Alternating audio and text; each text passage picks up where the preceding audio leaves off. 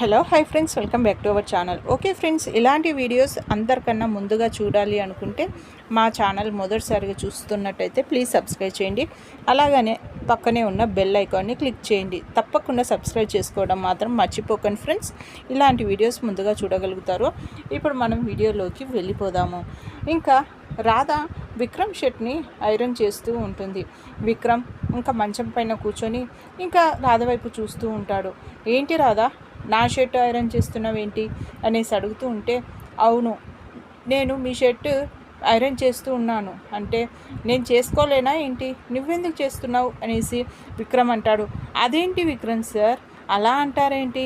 మీరు నా భర్త షర్ట్ నేను చేయకపోతే ఇంకెవరు చేస్తారు అనేసి అంటే, అదేంటి నీ భర్త అంటావేంటి, అలా మాట్లాడొద్దని చెప్తున్నాను కదా అంటే, ఇంకా రాధ అలా అంటారేంటి, నిన్నే కదా మనది నల్లపూసల కార్యక్రమం జరిగిపోయింది అంటే మీరు నా మెడలో నల్లపూసల తాళి వేశారు, అలాంటప్పుడు మీరు ఇక నుండి మీరే కదా నా భర్త అనేసి అంటే, కాదు, నేను జస్ట్ మాత్రం ఫ్రెండ్ని మాత్రమే, నీ భర్తను కాదు అనేసి విక్రమ్ అంటాడు.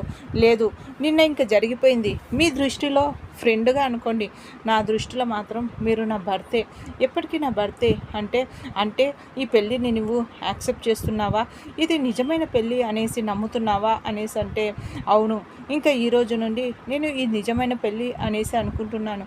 ఎందుకంటే ఏ ఆడపిల్లకైనా నల్లపూసల కార్యక్రమం ఒక్కసారి జరుగుతుంది, అది భర్త చేతుల మీదుగా.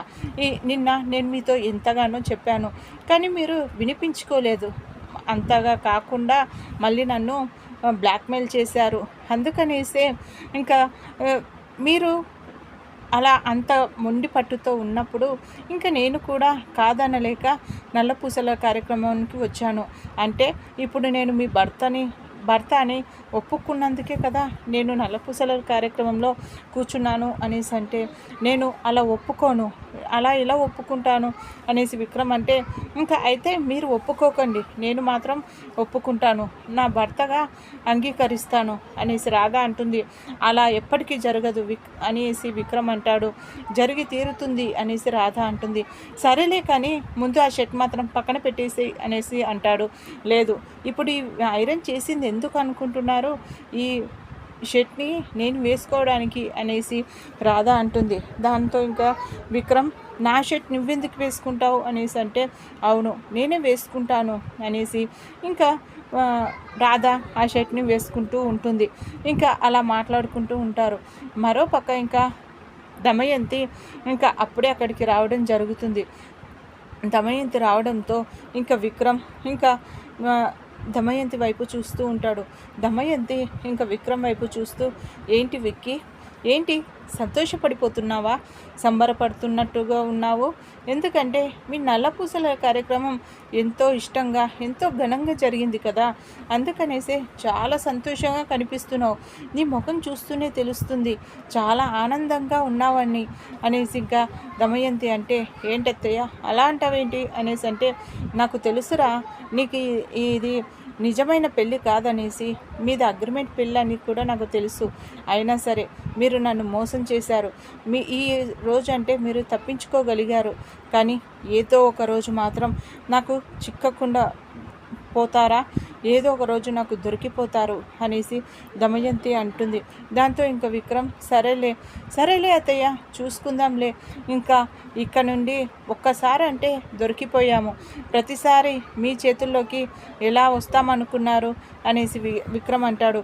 అవునులే, ఒక్కసారి అంటే ఇంకా దొరికిపోయామనేసి చాలా జాగ్రత్తగా ఉంటామనేసి అనుకుంటారు, కానీ ఏదో ఒక రోజు ఏదో చిన్న తప్పు చెయ్యకపోతారా, ఆ రోజు మాకు చిన్న అవకాశం రాకుండా పోతుందా, ఆ రోజు మీది అగ్రిమెంట్ పెళ్ళి అనేసి బయట పెట్టేస్తాను అనేసి ఇంకా దమయంతి అంటుంది. దాంతో ఇంకా విక్రమ్ ఇంకా, సరేలే అత్తయ్య, కానీ మీరు మాత్రం కాస్త జాగ్రత్తగా ఉండండి అనేసి అంటే, ఏంట్రా అలా అంటావేంటి అనేసి దమయంతి అంటే, అవును, మీరు ఇంకా మా అగ్రిమెంట్ పెళ్ళి అనేసి నిరూపిస్తానంటున్నారు కదా, సరే, ఇంకా మేము కూడా మీ చేతుల్లో దొరకకుండా మేము కూడా జాగ్రత్తగా ఉంటాము అనేసి విక్రమ్ అంటాడు. అయినా ఒక్క మాట, మీరు నా జోలికి రండి, కానీ నా భార్య జోలికి వస్తే మాత్రం నేను అస్సలు ఊరుకోను అనేసి అంటే, అయితే ఏం చేస్తావేంటి అనేసి దమయంతి అంటే, ఒక్కసారి వచ్చి చూడండి, ఆ తర్వాత మీకే తెలుస్తుంది అనేసి విక్రమ్ అంటాడు. ఇంకా మరోపక్క ప్రియ ఇంకా గదిలో ఉంటుంది. రాధ తన దగ్గరికి వెళ్తుంది. ఇంకా రాధ ప్రియను చూసి, ఏంటి ఇలా వచ్చావేంటి అనేసి అంటే, అడగాల్సింది నేను నిన్ను అడగాలి అంటే, అసలు ఏం అడగాలనుకుంటున్నావు అనేసి ప్రియ అంటుంది. దాంతో ఇంకా రాధ, అసలు నువ్వు మా గదిలోకి ఎందుకు వచ్చావు అనేసి అడుగుతూ ఉంటుంది. నేను రావడం ఏంటి, అసలు మీ గదిలోకి రావాల్సిన అవసరం ఏముంది అనేసి అంటే, నాకు తెలుసు అగ్రిమెంట్ పేపర్లు తీసింది నువ్వే అనేసి, నువ్వే దొంగలా వచ్చావు అంటే, ఏంటి దొంగ అంటున్నావేంటి అనేసి ప్రియ అంటుంది. దాంతో దొంగ అనకపోతే దొరవి అనాలనా, నువ్వే కదా మా గదిలోకి వచ్చి అగ్రిమెంట్ పేపర్లను తీసుకువచ్చావు, మాకు తెలియదు అనుకుంటున్నావా, కానీ నువ్వు వేసిన ప్లాన్ ఎలా తిరిగేసాడో విక్రమ్ సార్ తెలుసుకున్నావా అనేసి అంటే, ఈరోజు అంటే తప్పించుకున్నావు, మాకు ఏదో ఒక రోజు దొరకవా, మీది అగ్రిమెంట్ పెళ్ళి అనేసి అందరి ముందు బయట పెట్టేస్తాము, ఆ తర్వాత మెడ పట్టుకొని ఇంకా అందరు కలిసి నిన్ను బయటికి పంపిస్తారు అనేసి అంటే, ఇంకా రాధా, అవునులే అలా జరగడానికి వీలే కాదు, ఎందుకంటే ఇప్పుడు నేను నిజమైన కోడల్ని, ఈ ఇంటికి నిజమైన కోడల్ని, అలాగే విక్రమ్ మీ బావ అయిన విక్రమ్ సార్కి నిజమైన భార్యని. మీరు అనుకున్నది అస్సలు జరగలేదు, చూసావు కదా భగవంతుడు ఎలా చేశాడో అనేసి అంటే, అయినా నీకు ఈ పెళ్ళి ఇష్టం లేదు కదా, ఎందుకు తాళి వేయించుకున్నావు అనేసి ప్రియ అంటుంది.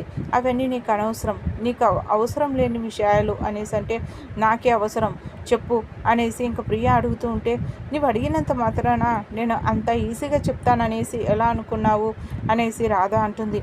అలా ఇద్దరు గొడవ పడుతూ ఉంటారు. ఇంకా ప్రియ అనేసి చేయి లేపబోతూ ఉంటే ఇంకా రాధ కూడా తన మీదకి చేయి లేపడం జరుగుతుంది. ఇంకా మా రాధ నీ అంతు చూస్తాను అనేసి ప్రియ అంటుంది. సరేలే చూసుకుందాంలే, కనీసం అగ్రిమెంట్ పేపర్లని జాగ్రత్తగా పెట్టుకోలేకపోయావు, నువ్వేంటి నా అంతు చూసేది అనేసి రాధ అనేసి అక్కడ నుండి వెళ్ళిపోతుంది. ఇంకా ప్రియ నా మీదకే చేయెత్తుతావా అనేసి చాలా కోపంగా రగిలిపోతూ ఉంటుంది. ఇంకా మరోపక్క ఇంకా రాధ కూర్చొని బాధపడుతూ ఉంటుంది.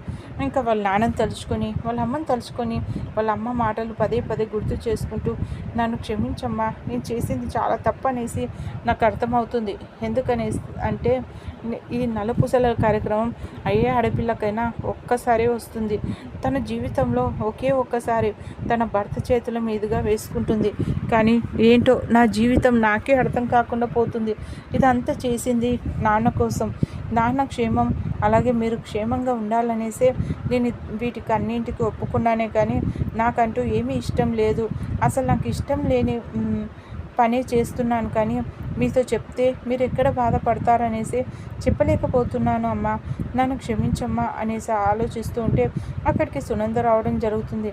సునంద రావడంతో అమ్మ రాధా అనేసి అంటే, ఏంటత్తయ్య అనేసి అడుగుతూ ఉంటే, ఇంకా నిన్న దమయంతి అన్న మాటలకి బాధపడుతున్నావా, తను అంతేలే, తను చూస్తున్నావు కదా, ఇంటికి వచ్చినప్పటి నుండి తను మీ ఇద్దరిని ఎలాగోలాగా విడగొట్టాలనేసి తన కూతురునిచ్చి విక్రమ్కి పెళ్లి చేయాలని ఆలోచిస్తూనే ఉంది, అలాగే విక్రమ్కి ఇంకా ప్రియకి పెళ్లి చేయాలనుకుంది కదా, ఆ కోపాన్ని అలా సందర్భాన్ని బట్టి మాట్లాడుతూ ఉంది.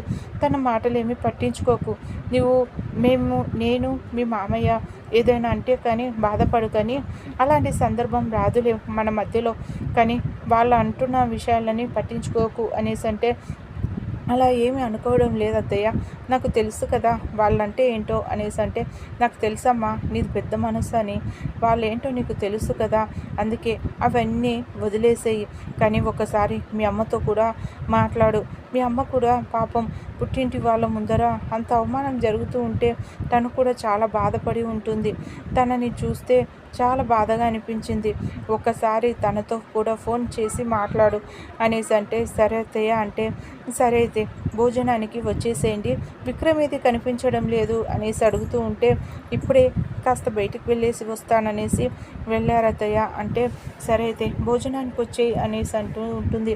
ఇంకా విక్రమ్ సార్ వచ్చాక వస్తానులే అత్తయ్య, ఇద్దరం కలిసి తింటాము అనేసి రాధ అంటే సరేలే అయితే ఇంకా ఇద్దరు కలిసి వచ్చేయండి అనేసి తను అక్కడ నుండి ఇంకా వెళ్ళిపోతుంది. అత్తయ్యకి నిజం తెలిసిన రోజు పాపం తను ఎంత బాధపడిపోతుందో, నేను నిజమైన కోడలు కాదనేసి తను తట్టుకోలేదు అనేసి ఇంకా భగవంతుని వేడుకుంటూ ఉంటుంది. ఓకే ఫ్రెండ్స్, మా వీడియో కనుక మీకు నచ్చినట్టయితే ప్లీజ్ సబ్స్క్రైబ్ చేయండి, పక్కనే ఉన్న బెల్ ఐకాన్ని క్లిక్ చేయండి. ఇలాంటి వీడియోస్ అందరికన్నా ముందుగా చూడగలుగుతారు. Thank you.